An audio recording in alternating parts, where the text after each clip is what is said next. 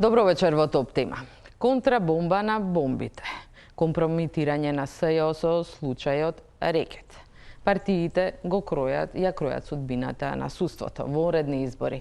Овие теми ја тресат политичката сцена и вечерва во Топ тема ги анализираме со моите гости Петар Арсовски, Владимир Божиновски, Добро вечер. Добро вечер, и Павле Трајанов. Добро вечер.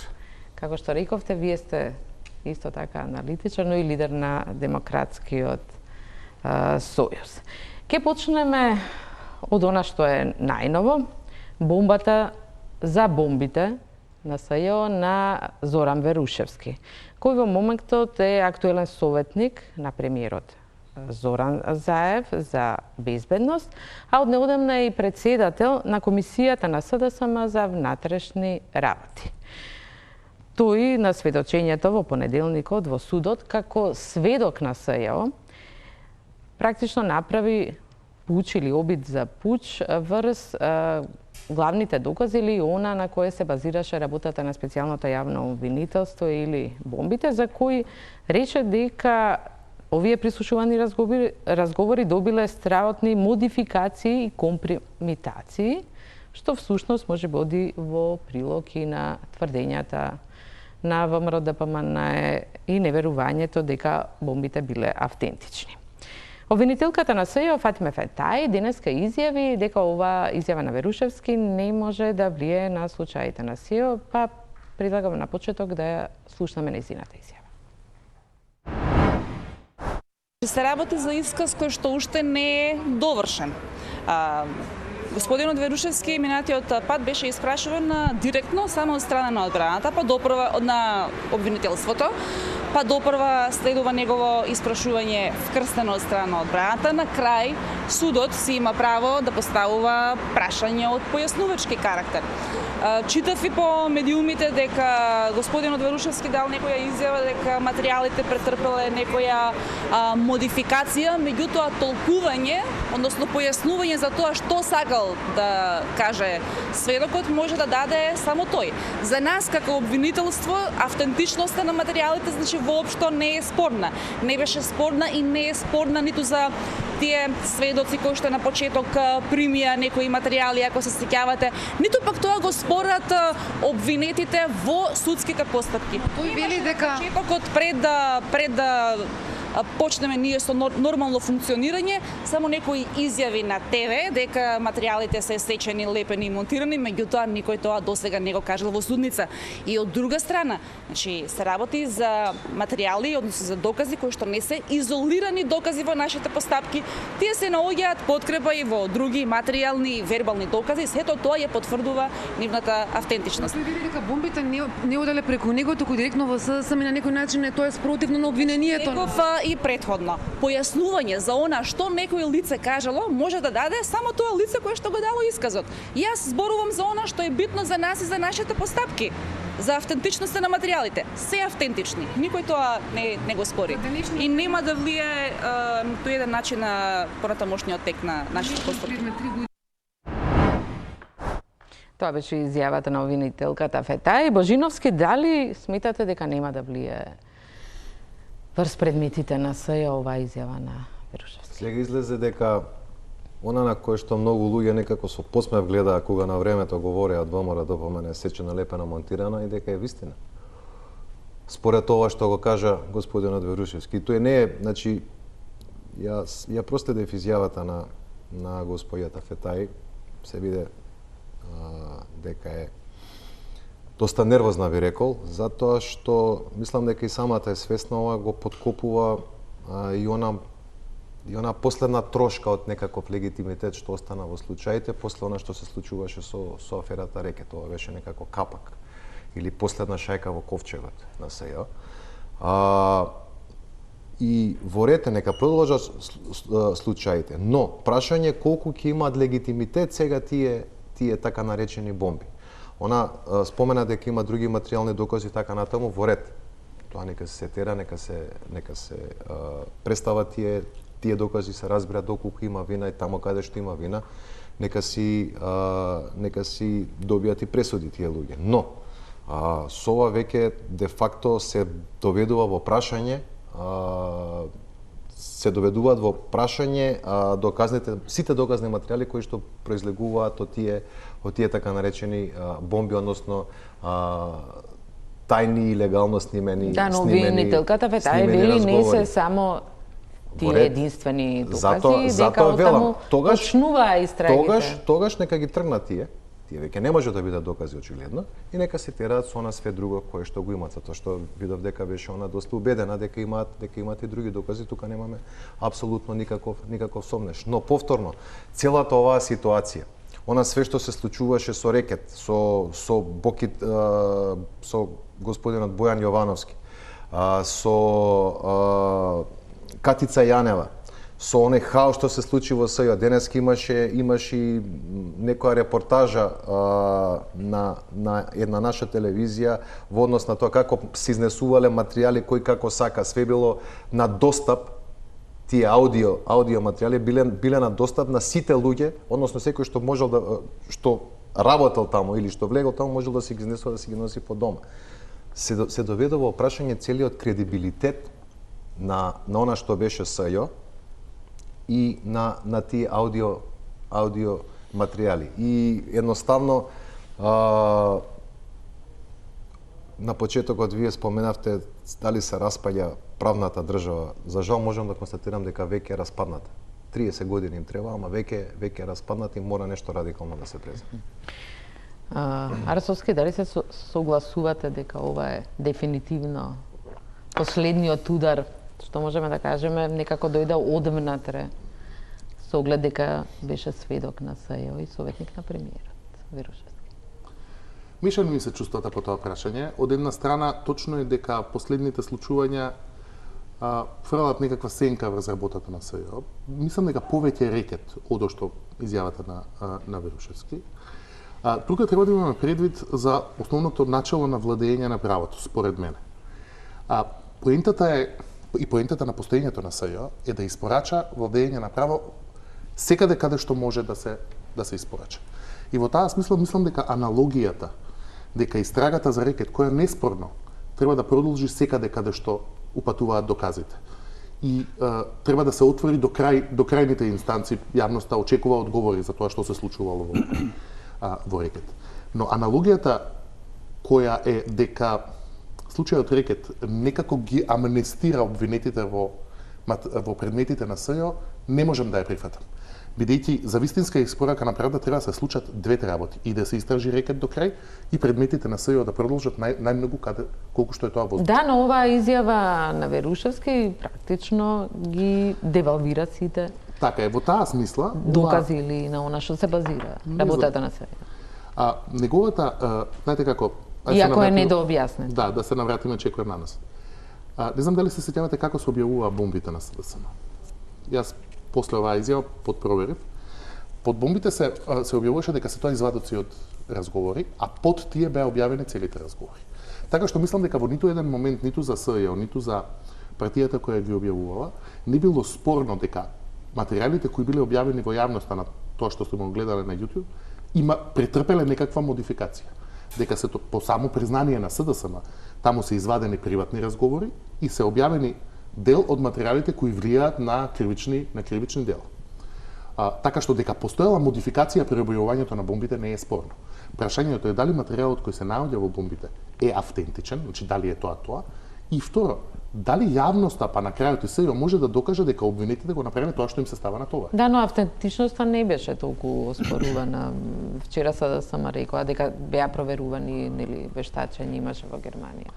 Добро, имаше. Тоа што сведочењето на Верушевски повеќе влијае е како бомбите стигнале до СДСМ и дали поради таквата некаква постапка може да бидат применливи во судот. Не верувам, мислам дека тоа сепак на крајот ќе остане колоквијален разговор, бидејќи судот кога ги прифатил веќе и кога ги пуштил во правен промет, претпоставувам дека ја прифатил имплицитно и нивната веродостојност. Проблемот е што се раѓа една суштинска недоврба во правниот систем. И во СЈО, и во ОЈО, и во материјалите од бомбите, и во истрагата за рекет и така натаму. И мислам дека ќе бидат потребни дополнителни напори за да се врати довербата на граѓаните воопшто во владењето на правото, бидејќи ние таму, како впрочем и поголемиот дел од земјите на Балканот, суштински потфрламе. Така што пораз е тоа за критичката јавност секако, но не верувам дека освен некаква колоквијално влијание околу тоа како дошле бомбите, дали тоа влијае, не верувам дека ќе ги менува. Мислам дека тука Фетај е во право, дека нема да го смени текот на предметот. Некако дошле него дека се модификувани од оние кои што му ги дал. Ние немаме пристап како јавност во све она што е доставено, до све она што е доставено. Да, ама главниот човек, одговорниот, кој што ги носел, кој што ги обезбедил тие бомби, сега вели дека не се автентични.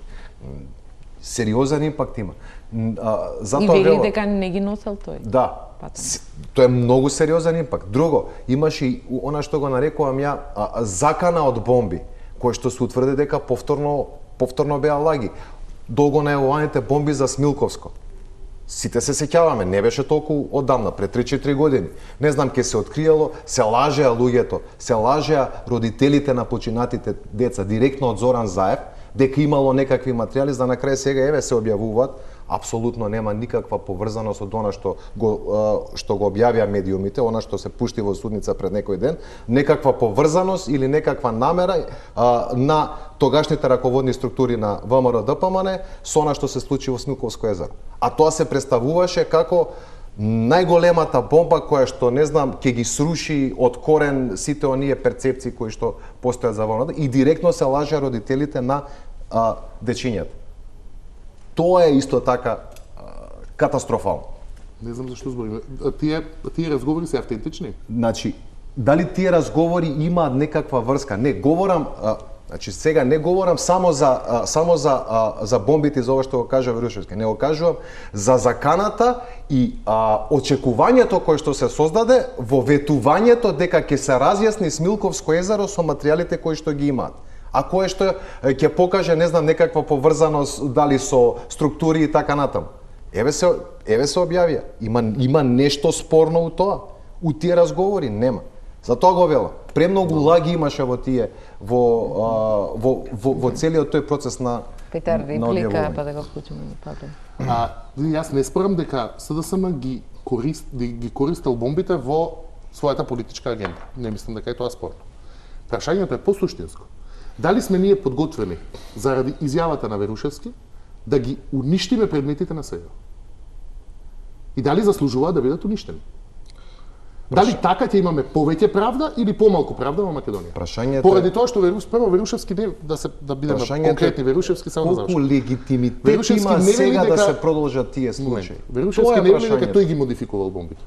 Тој во неговата изјава, колку што се сеќавам, вели бомбите беа модификувани после моето апсање, така? Да. Така беше, значи тој не спори дека материјалот како што е земен од МВР, така е предаден. Не е важно, за да не бидам јас адвокат на Верушевски. Меѓутоа, не мислам дека е правилно и здраво за државата, дури и најлошото сценарио да го претпоставиме, дека тие бомби биле модификувани од страна на СДС. Трајанов, Верушевски е контроверзна личност, не е ништо ново, го паметиме. Тој го спомена и поранишниот лидер дека знаел за овие бомби во исто тоа сведочење во понеделникот. Кои може да бидат мотивите за ваков еден, да речеме, обид за пуч врз предметите на себе? Па генерално сметам дека ние преголемо внимание го дадовме на Верушевски, односно на неговите изјави, затоа што во сите тие случаи околу прислушување на злоупотреба на системите, тој е присутен тука. Тоа е една димензија. Второ, што е најбитно, тој беше обвинет во овој случај, затоа што беше обвинет за... Да, во случајот пуч. Да. И веројатно и тука има одредено влијание тоа во обвинение, бидејќи треба да го споредиме неговиот исказ како обвинет и сега сведок. Во истиот процес, во една фаза се јавил како обвинет, во другата фаза сведок. Тоа е една од другите димензии. Третата, веројатно, вкупните состојби сега, односите внатре политички во Република Македонија, соработката со една друга политичка партија, формирање на ново парламент, односно на мнозинство околу уставните промени, во работите во Република Македонија се толку искомплицирани, толку се комплексни, така да не можете да процените зошто такви изјави дал Верушевски, а да не погрешите. За мене е клучно, беше тој повеќе пати го нагласував, дека единствена институција што може да утврди кој го вршил прислушувањето. Не е спорно дека тоа е преку МВР. Кои биле вклучени се? Дали имало и од надвор доставување на броеви да се, кога веќе тргнало секој да може да порача прислушување. Има низа злоупотреби и по приватна линија прислушување, барање да се стават броеви телефонски за прислушување и така натаму. МВР требаше да направи една експертска група да ги расчисти до крај работите. Јас одговорно тврдам дека нема друга институција. Каква е тоа префрлена одговорноста дека тоа МВР не се потруди да направи, да расчисти целата работа. Се промени власта и требаше да се расчистат работите. Од тука да имаме ние извештај, нека го виде владата, парламентот, како се одвивал целокупниот процес. Ке се видеше тогаш улогата и на свиркачите, ке се видеше улогата на Верушевски и на сите други. Неспорно е злоупотребата на тие што ги злоупотребиле системите за масово прислушување и така натаму. Но тоа не е направено. Ние оставаме, значи власта остава да се расчисти работата преку јавниот обвинител. Во овој случај специјалниот јавен обвинител и неговите помошници, што е апсолутно неможно. Значи нема капацитет таков, нити кадровски потенцијал, нити технички можности да утврдат. И затоа ние имаме сега една целосна магла околу случајот и сега се уфрли Верушевски со својата изјава, кој што е практично дел од тие вкупните случувања. Не се менува неговата позиција и е во функција на одбрана на тие што го правеа прислушувањето. Таа изјава е функција... Кои се неговите мотиви за ваков еден пресвр? Функција да се пресвр? заштити Груевски и Мелков. Дека тие се главни креатори, бидејќи така беше презентирано цело време, дека дел од тие разговори ги добивал Мелков, дел ги добивал Груевски и други добивале тамо, шеф на кабинет, не знам, началници, така натаму, добивале информации некои од содржините разговорите по приватна линија. И сега во една ваква, јас така ценам дека ова изјава функција да се заштити или да се релативизира одговорноста на тие што ги злоупотребили системите за прислушување. Поинако не можам да разберам, бидејќи ако е тој врската на свиркачите преку него до СДСМ, до сега беше тоа докажано, потврдено со материјални докази, сега се менува целата работа. Јас сум разговарал и непосредно со луѓе што дел од нив што ги пренесувале информациите, односно снимените материјали до Верушевски, до СДСМ. Но ќе видиме тоа ќе се расчисти. За секој случај ова прашање е комплексно, не е расчистено досега и малку време останува на власта да го расчисти. Затоа што ако се променат состојбите, тогаш не очекувајте дека ќе продолжат предметите во... Да, ова што вели Божиновски, исто е контроверзно контроверзно е. Тогаш кога пукна аферата, јас предложив неколку решенија. Прво, да одржи парламентот во една седница, да расправа за работата на специјалното јавно обвинителство. Второ, да се разреши Катица Јанева. И трето, да се донесе закон за јавно обвинителство, каде што ќе се вклучат специјалното јавно обвинителство, ќе биде дел од редното јавно обвинителство со висок степен на самостојност, но да има двостепеност, да може да се жалат тие што ќе ги гони новото јавно обвинителство за корупција и да има контролни системи. Значи контрола. Не можеме ние да формираме специјално јавно обвинителство кое што сите го поддржавме, медиумите, експертите, политичките партии, странскиот фактор и на крај ова кородира целото специјално јавно обвинителство и уште помалку е прифатливо, без да се провери интегритетот на секој што работел таму, помошник обвинител, истражител и друг персонал, автоматски да се сега префрлат предметите во редовно јавно обвинителство и повторно истите обвинители да ги застапуваат. Ја тврдам одговорно дека ќе има правни проблеми низ овие процеси. За мене беше сосема легитимно бидејќи отидува предметите во редовното јавно обвинителство има таму обвинители, требаше да ги застапуваат други обвинители. Независно што можеби ќе требаше да се повторува постапката. Да, се имаше стравување од застарување. Затоа што информациите подолго време што доаѓа од ова специјално јавно обвинителство, кое што сега практично пропадна, беа контраверзни.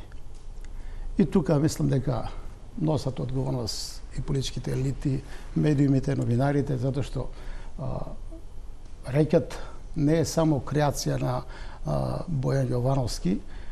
Очигледно е дека тука има инволвирани и дел од политиката, и новинари, и обвинители, и други, не само Катица.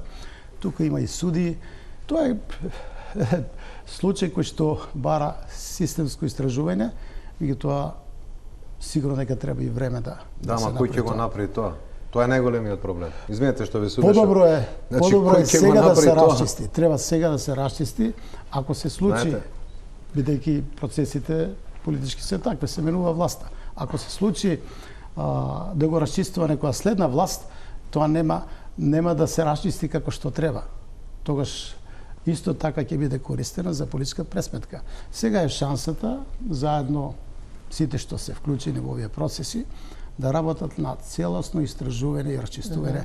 Да, меѓутоа имаме вклучително кој, затоа што рекет е врзан и за бомбите, врзан за прислушување. Бидејќи предметите кои се користени за рекет, меѓу другото се дел и од така наречени информации што беа добени од политичките бомби. Значи се е измешано, толку е сложено и комплексно што многу тешко, јас никош не би се сложил да истите актери од специјалното јавно обвинителство да продолжат на тоа. Да, нека бидат обвинители, не сум против. Никој не сакам да го... Зошто велите Божиновски кој да го истражи тоа? Па кој, затоа што видите, многу е интересно, секоја власт, секоја политичка партија која ќе дое на власт се обидува да го заштити јавното обвинителство, судството, дека имале они голема добар, а секојаш опозицијата е таа која што критикува. Сега само дека не дојде на власт, имаше само критика и ништо повеќе кон истото судство и јавно обвинителство кое сега го величи. Да, но сега но сега се на власт. Тоа кажува дека тие тефтерчињата црните за кои што се збореше само си преоѓаат изгледа од власт на власт. И ви очекувате дека некој тоа може да го разреши? Не. Искрено. Со оглед на тоа што преговараат. Искрено. Ама опозицијата е таа што бара да назначува во моментот јавен обвинител, тука заглавија и преговорите. И СДСМ го бараше истото кога беше во опозиција и можеби треба опозицијата да назначува. Само кој ќе биде најхрабар од која власт да го дозволи тоа на некоја опозиција. Знаете како, партиите треба да работат кога се на власт, да направат одредени работи кои што ќе им обезбедат да имаат еден мирен, условно кажано, опозиционен период, да бидат заштитени. Ама излеко ќе дојдат партиите на власт, мислат дека никогаш нема да паднат и никоја партија до сега тоа не го направи. И тука ние имаме всушност сериозен проблем. Секоја партија која ќе дојде на власт, односно извршната власт, за законодавната ни е јасно дека веќе ја користат како сакаат, тоа се виде во изминативе процеси, во многу процеси изминативе години, но сега очигледно е дека тоа е случај со судската власт. И нормално ако некој можеш да кога си на власт можеш да го контролираш судството, зашто тоа би си го одзел самиот на себе. Сега зашто? Затоа што ќе идеш во опозиција, ама кога ќе дојдеш на власт изгледа, не знам, се менува мајндсетот кај партиите. Мислат дека никогаш нема да паднат. Еве последниот случај. Заличи на правилно водење на случајот рекет од страна на Русковска ова што се случува. Зар е нормално вака да се води случајот рекет? Катица Јанева да сиде на одмор 30-40 дена да брише докази, да уништува и така натаму. 2 месеци да не му се земе изјава на Бојан Јовановски. Тоа е нормално водење на случај. Па го прашате кој било правник во прва година дали така се водат случаи. Да, но случајот прашање за сите. Случајот рекет како да се заокружува во моментот беше или соопштено ванила дека завршува истрагата и тоа доаѓа во исто време кога имаме, повторно се вратам изјавата на Верушевски, кога веќе и предметите на СЈО се доведени по знак прашање. Сега имаме Да, јас имам малку различно мислење од тоа. Мислам дека е добро да продебатираме на таа тема. Прво што се однесува до предлогот опозицијата да именува обвинител за гонење организиран криминал некаков вид на независен, мислам дека е тоа во ред. Че мислам дека не е Македонија не бира судии на директни избори, така што единствен начин да се обезбеди суштинска независност на обвинителскиот систем и обвинители не бираме е некаква паритетна основа. Значи да има во системот некаков обвинител предложен од опозицијата и веќе намената му е него да гони случаи од висока корупција и криминал, а тоа по дефиниција е сконцентрирано кај власта, бидејќи таа има пристап до поголеми ресурси. И ако го земеме вака насликано од Божиновски судството, генерално, само има една сериозна фаленка. Замислете сега, предпоставка, власта што е актуелна и така натаму, влезе во криминал, во тешки облици на криминал. И паѓа, штом паѓа, одма бара свој обвинител да стави кој што ќе ги штити. Така да не е тој систем совршен. Јас исто така цело време се залагал јавниот обвинител да го предлага опозицијата, политичка партија, што не се, мислам, тоа се коси со професионалноста, со независноста, со објективноста на јавниот обвинител. Тој да биде човек со силен интегритет, се разбира. Ама кој ќе го избере тоа? Тука не го проблем. Проблем е до тоа. Проблем е кој ќе го предложи, парламентот го бира, кој ќе го предложи. Владата е политичка. Значи го предлагаат партиите што се на власт, преку извршната власт. Нема совршено решение. Го предлага опозицијата, очигледно е нужен политички. Во Македонија е широко расширена корупцијата. Ние сме високо криминализирана држава. 30 години. И наместо да се стопира криминализацијата, таа натаму се шири. Рекет е класичен октопод со пипци на секаде навлезени. Тоа е, мислам, пример како функционира криминалот или како се одвива криминалот во една држава која што... Да, според Русковска, освен Бојан и Катица и овој како се каже Кичец, нема други. Некој го верува тоа, значи состојбата е таква, многу луѓе велеа Монти Пајтон, значи ни Монти Пајтон ова не може да го измисли. Они треба да се угледат на ова што се случи и да се прават епизоди. Вие сметате дека не може да се избере, доколку опозицијата назначува, како што ви Питер, нема да се избере? Не зборуваме за назначување. Мислам дека процесот кој за предлагање, добро, меѓутоа треба да биде тој избран. Да, процесот за кој се зборуваше при преговорите за новиот закон за специјалното јавно обвинителство или веќе јавно обвинителство, ќе измешавме термините, беше на предлог на опозицијата да го избере Републичкиот совет на јавни обвинители. Така што сепак да има двостепеност во таа постапка, опозицијата да го предлага, сепак да бидат вклучени фелата, да биде вклучена фелата. Тоа не е неразумен предлог. Проблемот каде се појави? Проблемот се појави што опозицијата инсистираше при преговорите, колку што се сеќаваме со тоа што го читавме во медиумите, тие да го предложат јавниот обвинител, но да не преземат ниту еден обвинител од претходните обвинителства. И се што ќе се случеше при тоа? Ако вие изберете обвинител и му ги пренесете сите предмети, а тој во обвинителството нема ниту еден обвинител, ниту еден стручен соработник, ниту еден писар. Наредните 6 месеци тој треба да го пополнува обвинителството. По автоматизам предметите треба да се вратат на почеток, по автоматизам полот од нив треба да застара. Тука се навраќаме на следниот чекор, а тоа е, јас мислам дека да се зборува сега дека предметите од СЈО треба на некаков начин да се прекинат, да се вратат на почеток или да им се овозможи да се застарат. Исто како да збориме дека рекет треба да се заташка. Ние зборуваме за недостаток на доверба во судскиот систем. Па тоа се сомневањата дека има Знаете ли што ќе се случи ако предметите од СЈО не добијат судска разрешница? Ако рекет не добие судска разрешница? Каква таква? Имајќи го предвид капацитетот или недостатокот на капацитет на сегашното македонско судство. Какова доверба ќе имаат граѓаните во правдата понатака? Ако ние тие предмети почнеме да ги шалтаме од едно обвинителство од друго обвинителство, тие што ги почнале не може да ги продолжат. Ама тоа сега се случува.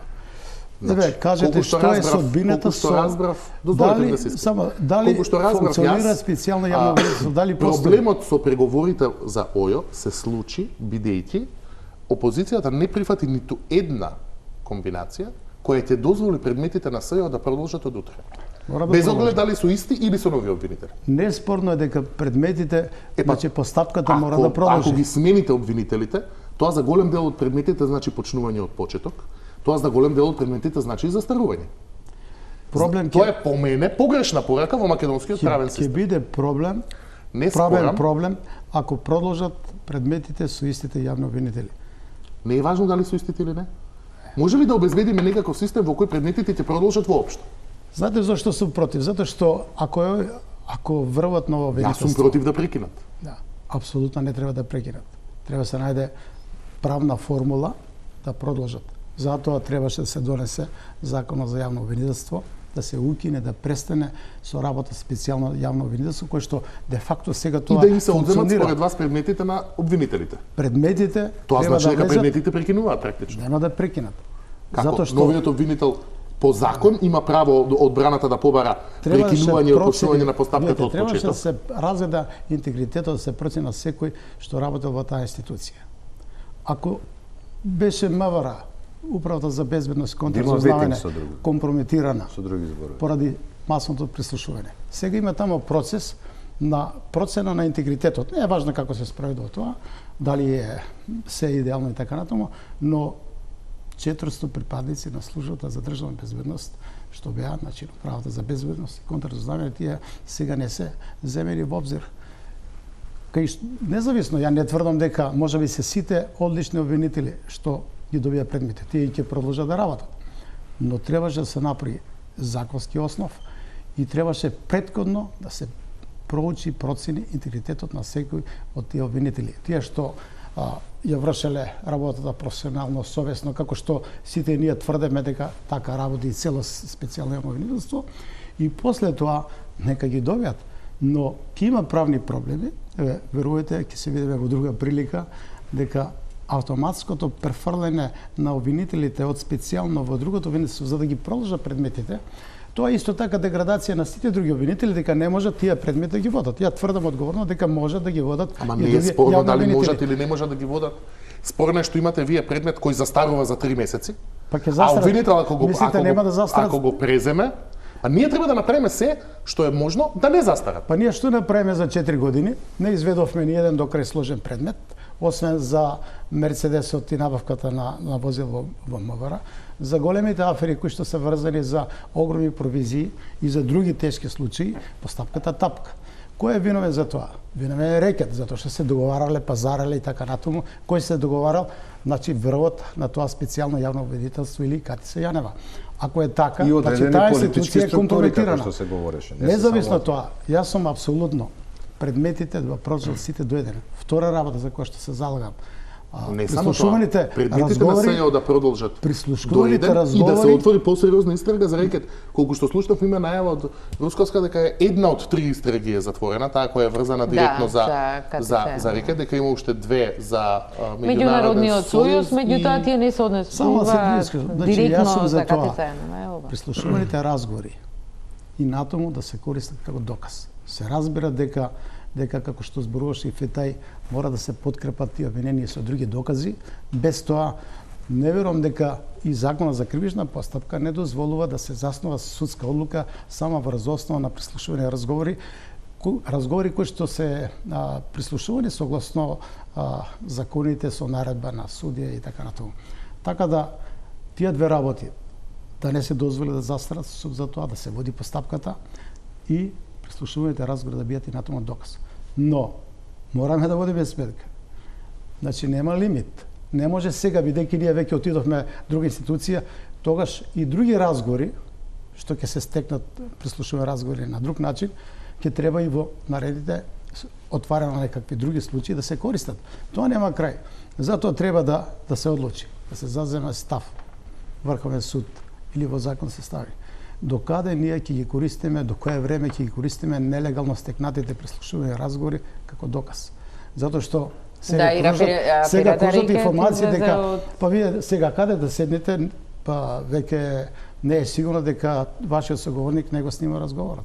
Или нема да ви постави. Па не, граѓаните веќе живеат во несигурност и мора да генерално имаме ние и правна сигурност. Тоа значи дека со оваа афера да завршиме околу користење на вакви нелегално стекнати прислушување разговори, да се изгради правен систем, бидејќи не постои правна сигурност, ако секоја шушка може да ве прислушува, да го исече Сечено лепено монтирано. или не знам што ќе му направи, да го исече, да го залепи, да го тие се монтира. компрометирани Така е. прислушани разговори, мислам дека тоа за тоа треба да се расправи и да се изгради правилен правнички став. Ние можеме политиката да користиме се, можеби и таа изјава на Верушевски е со политичка намена, можеби нема врска со некакво сведочење, но за секој случај опасно и натаму нелегално стекнати разговори, нелегално прислушување и натаму да се користат зборови. Политичката намера на Опасно е тоа, Верушевски не гарантира правна сигурност на никого. Ама политичката намера на Верушевски во случајов не е битна воопшто. Мене не ме интересира зашто е дал таа изјава. Ги компрометира сите разговори кои што се. Јас затоа реков нека се тераат сите предмети.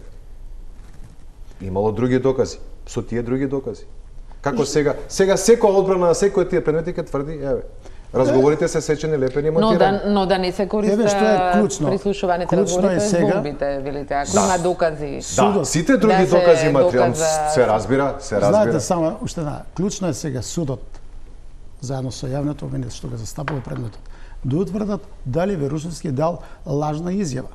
Ако се спореди таа што ја дал додека бил обвинетен. Добро, тој намерно не ја да објаснува, бидејќи за 10 дена практично ќе го испрашува адвокатите во ако зборуваме случајот на политички е Мијалков. друг контекст на изјавата, ако се зборува правно е друг.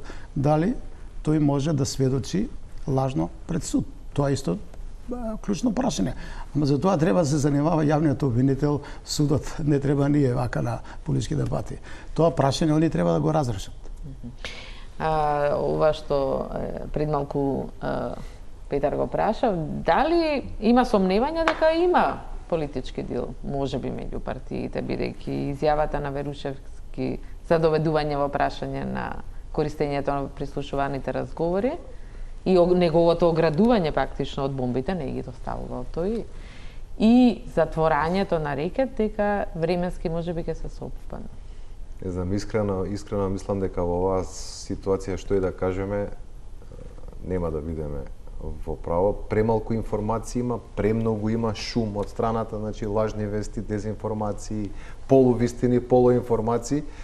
Ја пак би се навратил на суштината на проблемата. Тоа е дека ние мораме одново да се обидеме да изградиме некаков кредибилен судски систем, затоа што судската власт е она која што ја гарантира довербата во државата на секој еден граѓанин. Ако Но таа е распадната, како што таа е распадната. Значи тоа е суштината. Такви чудни пресуди, такви чудни одлуки, комплетно занемарување на одредени законски одредби, местенки, што веќе све немаме. Значи мора да има начин на кој што ќе бидат тие суди контролабилни. Кај што ќе може да се изврши контрола на таа нивна работа. Премногу проблеми има. Едноставно, која политичка гарнитура да дојде на власт, си го користи судството, затоа што се они како сончогледи, нели? Она со тефтерчињата си ги менуваат само, и си го користи како дел од начин на кој што владе. Значи, прашањето кој прв ќе се откаже? Ама, тоа е... Приметете ги изјавите и наративот на партиите, на истите луѓе, говорам за исти луѓе, кога се во опозиција и 6 месеци од кога ќе дојдат на власт, во однос на судството. Драматично се менуваат. Истото беше и за ВМРО 2006 пред да дојде на власт, па после се смени наративот, истото беше за СДСМ 2016 пред да дојде на власт, па сега целосно се смени наративот. Кога ќе си отидат, кога ќе дојдат другите, пак ќе се смени наративот. До кога вака? Не спорам дека можеби политичкиот наратив на партиите се менува кога се во опозиција и на власт. Прашање кое е важно за нас е како критичка јавност, што ние треба да притискаме да се случува. По мене, целосен пораз би било кога ние би искористиле било каков изговор. Изјавата на Верушевски, компрометацијата на СЈО. Да го искористиме како изговор дека почнатите предмети треба да прекинат. Никој не го вели тоа, Пеџа. Напротив, дозволи ми да завршам. Тоа е исто. Како сега, да се појави некој сведок и да каже, разговорите кои ги објави Орце Камчев или кои ги објави разговорите, исто беа сечени, лепени и монтирани. Дали тоа значи дека рекет треба да пропадне? Значи, не го говорим. Дали тие материјали, дозволи ми да завршам, дали тие материјали се објавени во својата целосност? Не. Значи, мислам дека наша работа како критичка јавност е, се согласувам принципиелно дека треба нова страница во судството. Никој тоа не го спори. Но тоа не значи дека од предметите кои се сега почнати треба да се откажеме. Напротив, јас мислам дека како критичка јавност треба да притискаме предметите максимум што можат да продолжат, да се најдат виновниците, тие што се виновни да излезат пред лицето на правдата, бидејќи се друго би било пораз. Во таа смисла, подготвен сум на некакви компромиси визави тоа дали може да се додадат предметите до старите обвинители, бидејќи не можеме ние да ги оцрниме луѓето и да ги оквалификуваме како неподобни со самото тоа што има истрага против нивниот шеф. Тогаш тие би требале да бидат исто така во притвор. Сега може ако заврши. Да, повеќе. Значи, никој не го спори тоа. Сите тројца ние говориме иста работа. Она што за мене е проблем е дека ние говориме треба да има реформа, треба да се завршат предметите, апсолутно се сложувам. Со тоа да треба да се внимава кои какви докази ќе се земаат во предмет, ќе се доведува во прашање комплетниот кредибилитет на аудио материјалите, не говорам за другите материјални докази, тие си се дел од поставката. Но она што за мене е проблемот е дека мора да има систем да постои кај што ќе може да се провери работата на судиите. Ние тука имаме проблем. Ние тука го имаме најголемиот проблем. Значи има се разбира дека во судството има луѓе со интегритет, луѓе со кредибилитет, луѓе што нема да си ја фрлат својата 20, 30, 40 годишна кариера во канта заради кој да е политичар. Но треба да ги најдеме тие луѓе. Мора да има проверливост. Она ветинг во Албанија има ветинг, во Албанија има ветинг, ама тоа е на имотна состојба. Не, за нас е позначено, треба да има нормална имотна состојба да седи кој како што, судие. Но за нас е позначено да има контрола, да се види на успехот на тој судија во однос на тоа што го судел и на кој начин го судел. Ние мораме тоа на некој начин да го имаме. Страшни одлуки се носат во судството. Комплетно спротивни на законот. Да, меѓутоа го има. Сега за рекет само говорам за обични граѓански случаи. И тоа го има, меѓутоа не околу функционира. сечени, лепени, монтирани. Значи процесот на репродукција на материјалите е токму така како што се кажува. Сечени, лепени, монтирани. Меѓутоа од разговорите кои долго се водат тие разговори, значи тој што го води предметот, дали е репродуцерот, основа тој ги ваде суштинските работи. Ако бомбите што се објавуваат се одраз на содржината, на суштината на разговорот, тие се автентични, никој не го спори, не ја спори автентичноста на тие разговори. Мислам дека околу тоа прашање веќе се знае дека се тие автентични. И тоа што кажавте за рекет, и тоа е сигурно дел од тие разговори што се водени, што се снимени, и тоа е сега извлечено што е ударно за јавноста. Така беа и бомбите, објективно суштината, ако е погодена суштината при објавувањето на политичката бомба, суштината на разговорот, тогаш е таа објективна, автентична. Ако е манипулација политичка, за да се, тогаш тоа е користење на тие за да се дојде на власт. Сосема е и легитимно е на политичките партии, ако дојдат до такви материјали, да ги користат во политичката борба. Проблемот е кај институциите, државните институции, дали се тие кредибилни, да ги проверат, да ги тие работи изведат преку една процедура, дека се. Инаку, ако не се направи обнова на неколку судски случаи, кои што се монтирани процеси, да се види улогата на МВР, да се види улогата на обвинителството, да се види улогата на судот, и преку тие отварање на тие процеси, ќе се види дали тие работеле согласно законот, дали користеле докази или работеле по диктат на врвот на политичката партија што беше на власт. Ако тоа не се направи преку процеси, преку предмети, тогаш отворени се тие предмети. Токму тој предмет во кој сведочи. Не, ние зборуваме за предмети кои што завршија со судски одлуки за времето на дури беше на власт ВМРО ДПМН, завршија, голем број на луѓе настрадаа, имат иницијативи за повторена постапката, ниту една постапка не е повторена. Може би ќе се потврди, како што рече еден вид, вика ние бараме повторена постапката, замислете ако при повторена постапка не удрат уште еднаш печат дека сме виновни, вика нема спас. Но требаше да се даде шанса за повеќе предмети да се обноват. Судот одбива тоа да го прави, бидејќи тука постои солидарност. Јавното обвинителство не поддржува повторена постапката, бидејќи исто тука постои колегијалност.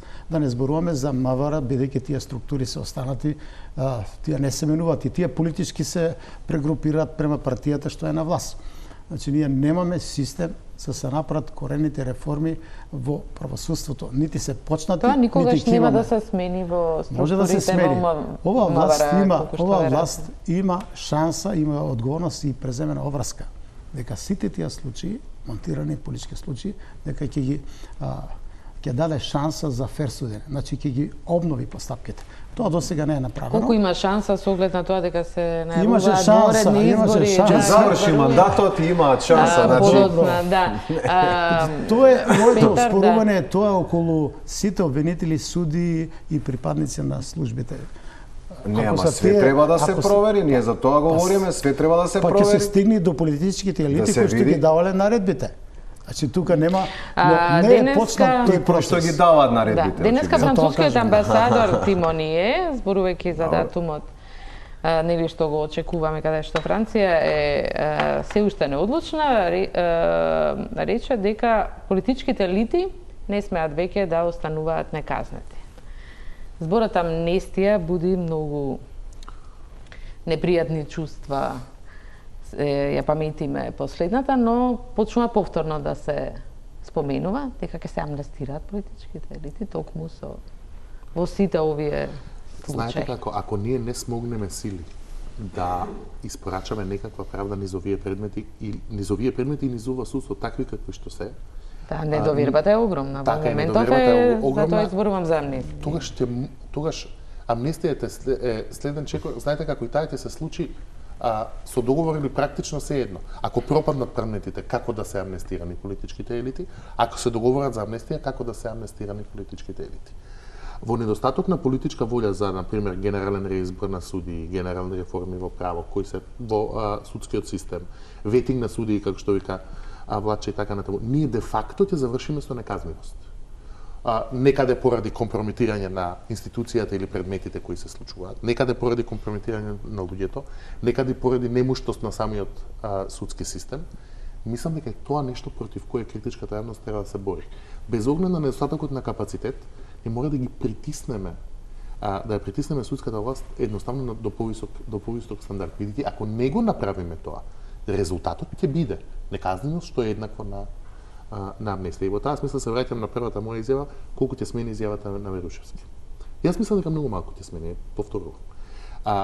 Дали така наречените бомби биле снимени незаконски и незаконски стигнати до СДСМ? Да, тука ништо не менуваме, тука ништо не менува изјавата на Верушевски, бидејќи тогаш ставот правен беше дека тие бидејќи се укажувачи. Да, тој лично се оградува бидејќи тие се не укажувачи. дека не. Дали биле модификувани? Апсолутно да.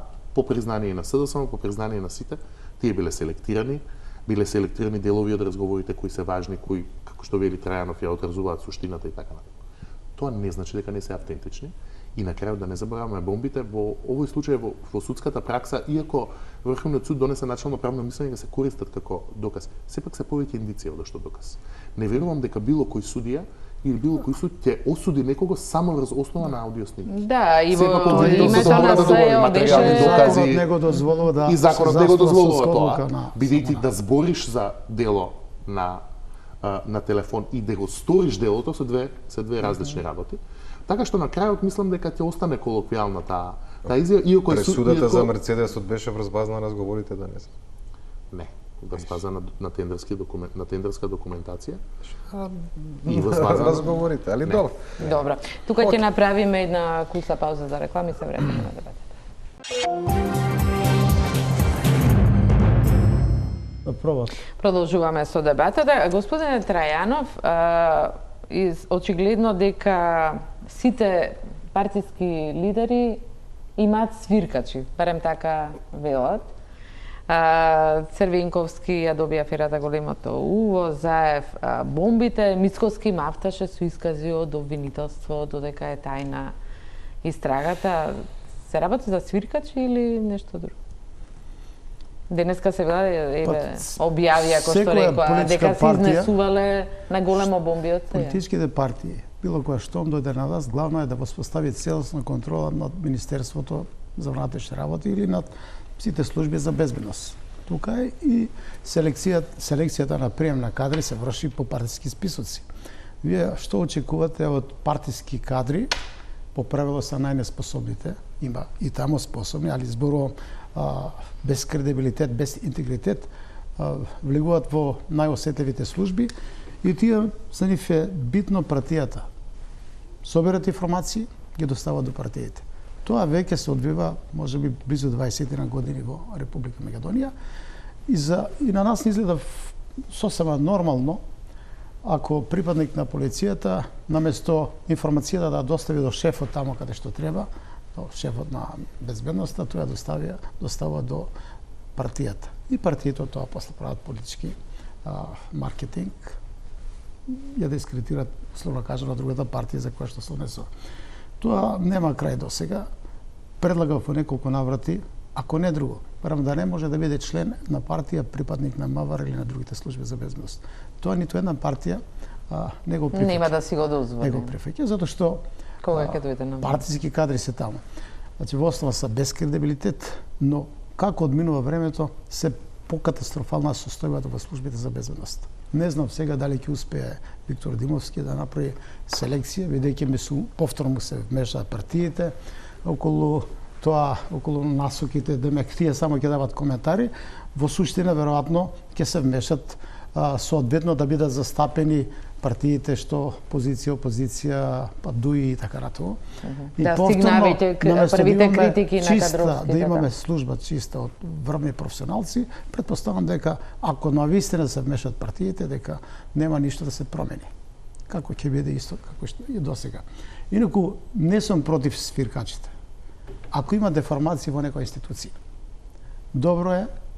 Ако нема на кој начин да среди таа состојба, добро е да го објави тоа во јавноста. Да, но значи, кај нас се секогаш партиски, да.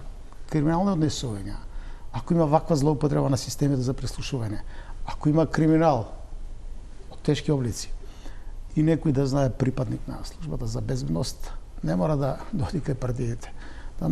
Има начин, по-безболно е и ќе го прифатам ако го објави таков некој случај преку медиумите, ако достави до медиуми. Бидејќи се има и закон, се штита свиркачите, мислам дека тоа е здраво за општеството, затоа што многу лошо ќе биде ако таа институција е затворена институција и ако тамо не течат никакви информации врзани за злоупотреба на... Гледаме што се случува. Сосема друго е што тие институции се злоупотребуваат припадниците ако дојдат до некакви информации за криминал збором. Одиме и на една друга тема која се наметнува. Лидерот на опозицијата Христијан Мицовски најави дека веќе влегува и се подготвува на големо за воредни избори, иако не се закажани, иако самиот рече дека некаде напролет би биле. Симпатичен термин. Да, вие напишавте дека тие му се однапред изгубени избори во една колумна, бидејќи смета на случајот,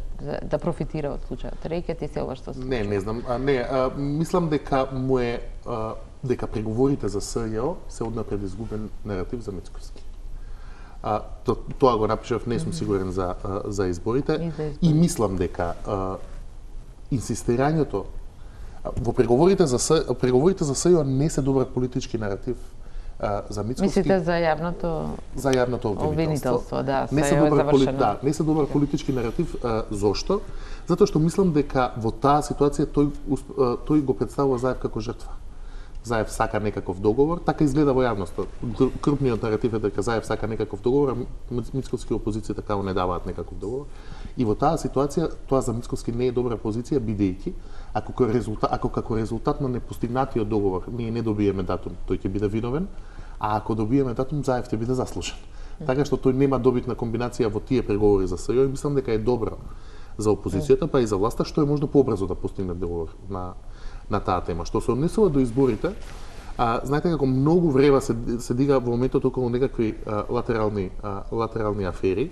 Мислам дека сепак најголемите варијабли за изборите ќе бидат дали ќе почнеме датум за преговори, дали ќе влеземе веќе ВМРО ДПМН најавува дека не верува дека ќе добиеме датум за преговори. Александар Николовски напишат дека ќе добиеме некаква варијанта 2 години, некакво скенирање или што ќе биде тоа, меѓутоа датум не. Ќе видиме што ќе се обистини тоа. Јас сепак верувам дека е поверојатно дека ќе добиеме датум за преговори, одошто не е.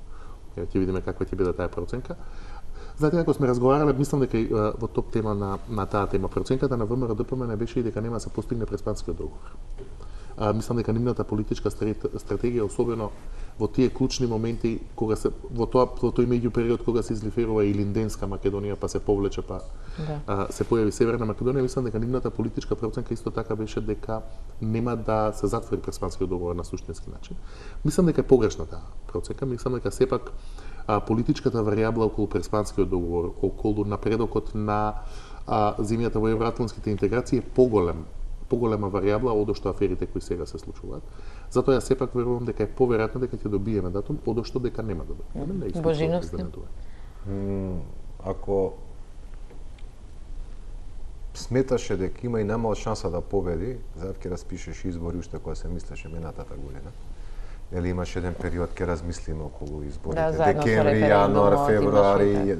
Не, декември, јануари, февруари говорам после референдумот, значи декември 2018, јануари, февруари 2019, кога ќе проценувале така. Ја и тогаш излегов уште пред они да проценат после 2 месеци, кажав дека нема да има предвремени избори, бидејќи не им одговори. Сега ќе го кажам истото. Ќе имаме редовни избори таму во октомври.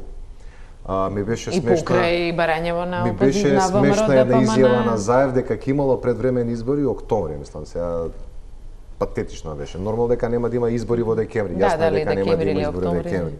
Ќе бидат во октомври. Не одговара на власта затоа што ќе ги изгуби тие избори ако ги даде пред време. Она на што се надева, јас се согласувам дека ако добиеме датум за преговори, НАТО нема да влие, бидејќи перцепцијата дека ние веќе сме дел од НАТО, дека тоа е завршена работа. Не го ни споменав. Зависи, многу зависи, сега го наблюдам од повеќе аспекти и од она што се нарекува очекување.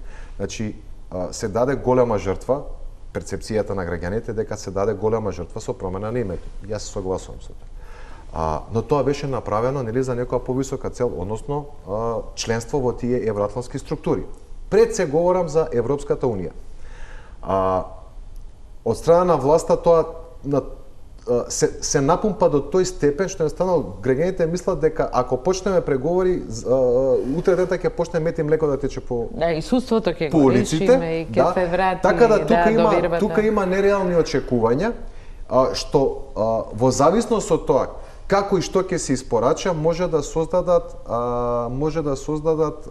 голема нервоза, односно да создадат фрустрација, бидејќи нереалните, големите очекувања кога нема да се исполнат веднаш како производ создават огромна фрустрација. Зошто тогаш Христијан Мицкоски веќе подгответе се за избори, вчера излезе со повеќе. Видете, значи работата на опозицијата е секогаш да си бара избори и тоа е сосема во ред. Ние сега тука говориме од аспект ни на ВМРО-ДПМН, ни на СДСМ, него реално што може да очекуваме. Доколку добиеме датум за преговори, сите се надеваме наискрено дека и покрај овие слабости кои што се покажа со ред, дека тоа ќе го добиеме, ако ништо друго заради жртвата која што ја даде Македонија, плюс датумот за преговори, не значи членство автоматски во Европска унија, датумот за преговори, почнуваме сега, процесот трае најмалку 10 години. Она што е доброто е дека во тој процес ќе биде веќе мониториран и ќе може директно ЕУ да испорача чека ова е добро, ова е лошо и веќе значи нема да имаме веќе политички изјави какви што даваат и Хан и Могерини и за време на ова и за време на претходната власт, туку ова е исполнето, ова не е исполнето. Померливо ќе биде таа реформа и ќе има некој кој што ќе на некој начин ќе може тоа да го оцени. Но кога ќе се добие датум за да профитира власта на некој начин од тој датум, се разбира, ќе сака тоа да го направи, она ќе мора нешто да испорача. Затоа што е датумот? Датумот е шанса. Дали ќе искористиш или нема да искористиш, зависи од тебе. Да, во некои анализи прочитав нешто што е веројатно дека граѓаните нема да простат веќе корупција. Ама не. Дека датумот ќе биде Датумот е шанса. Датумот е шанса. Ако има нешто да се испорача, ако се види дека има некаков напредок, тоа може да биде позитивно. Но датум како датум Тој не ти обезбедува просперитет. Повторно е администрацијата таа која што треба да го направи тоа. Знаете, во Република Македонија постои политички и граѓански консенсус за влез во НАТО и Европска унија. Сите партии се за тоа се залагаат.